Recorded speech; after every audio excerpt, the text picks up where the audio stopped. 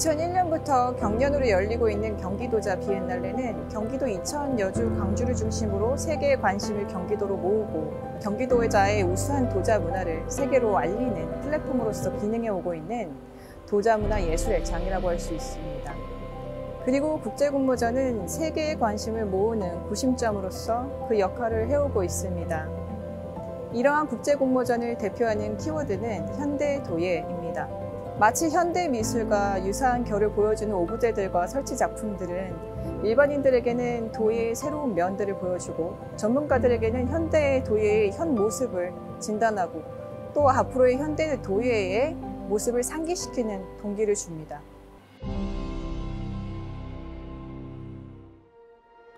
그렇게 대상으로 선정된 작품은 맷 웨델의 결실의 풍경입니다. 결실의 풍경은 흙과 그것으로 만드는 자신의 작품에 대한 그의 성찰과 여러 각물질, 산화물 등으로 이루어진 유학이라는 진료에 대한 연구, 그리고 표현에 대한 집념이 돋보이는 작품입니다. 흙으로 이 정도 규모로 갈라짐 없이 제작하는 것은 높은 기술이 필요합니다. 대부분의 사람들은 이 작품의 규모와 유역의 색감에서 압도되는 듯한 느낌을 받습니다. 특징적인 것은 이것이 마치 식물 뿌리나 덩굴을 연상시킨다는 점입니다.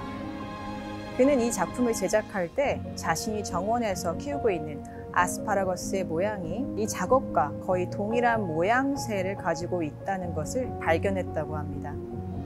그는 그 순간 자신의 제작 의지와 계획을 넘어서는 힘을 느꼈고 그러한 거대한 힘을 사람보다 훨씬 큰 크기의 식물 이미지로 표현하여 시각을 압도하고 있습니다.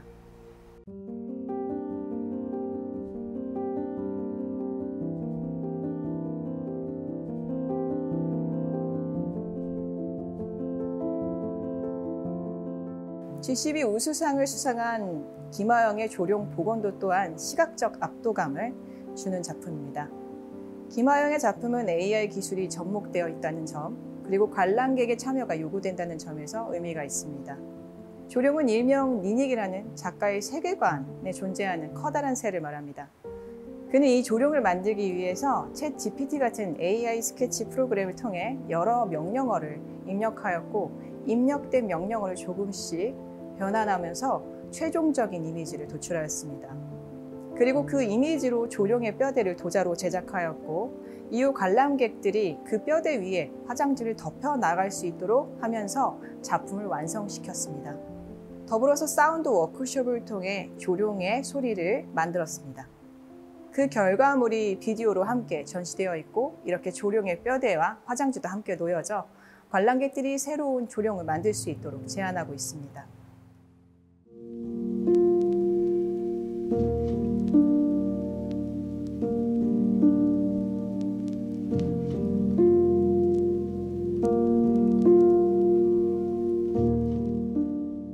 G12상을 수상한 에이미 응아만찬의 불확실성이란 작품은 심리적인 압도감을 주는 작품입니다. 홍콩 출신의 에이미 응아만찬은 중국과 홍콩 간의 마찰을 경험하고 이후 에스토니아로 이주하였다고 합니다.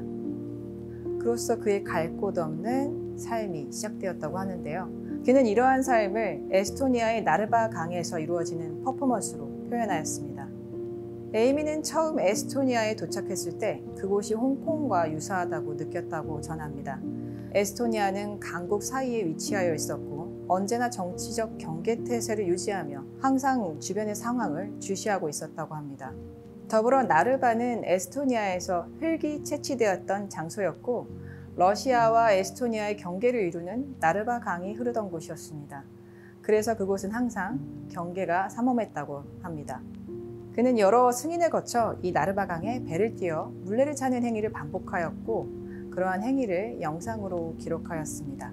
물레를 차기 위해서는 신체적으로 중심을 잡아야 하는데요. 그는 갈 곳 없는 불확실한 삶에서 균형을 잡고 중심을 유지하며 살아가겠다는 의지를 이 작품을 통해 표명하고 있습니다.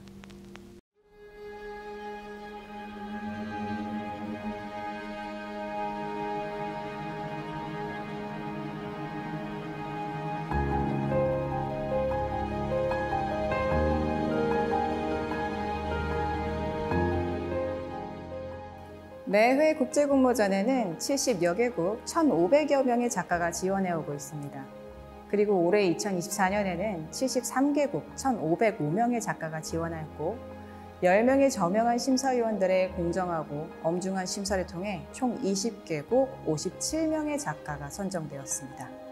독특한 점은 올해 국제공모전은 대상, 금상, 은상, 동상 등으로 나누었던 기존의 상격을 G12 대상, G12 우수상, G12 전통상, G12 특별상, G12상으로 그 차이를 완화하였다는 점입니다. 이는 57점의 작품의 순위를 매기는 것보다 모두가 훌륭한 작품이라는 점을 더 강조하기 위함입니다. 더불어 이번 국제공모전에는 G12 전통상을 신설하게 되었습니다.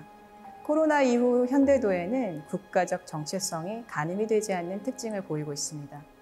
이에 전통상을 통해 각 나라의 오래된 정체성을 드러내는 그리고 도예만의 정체성에 천착한 작품을 선정함으로써 현대도의 방향성이 오래된 것과도 궤를 함께 할 길을 바라고 있습니다.